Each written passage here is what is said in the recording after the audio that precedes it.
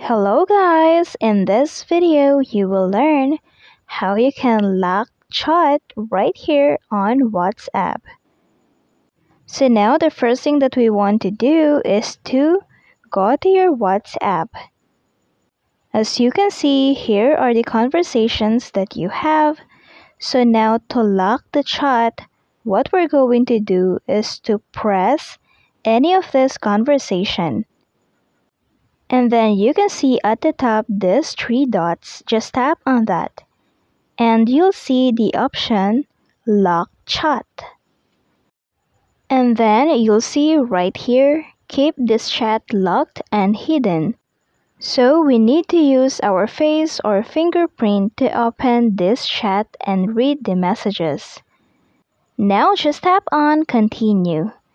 And that's it. I hope this video helped you out. Thank you for watching and don't forget to like and subscribe.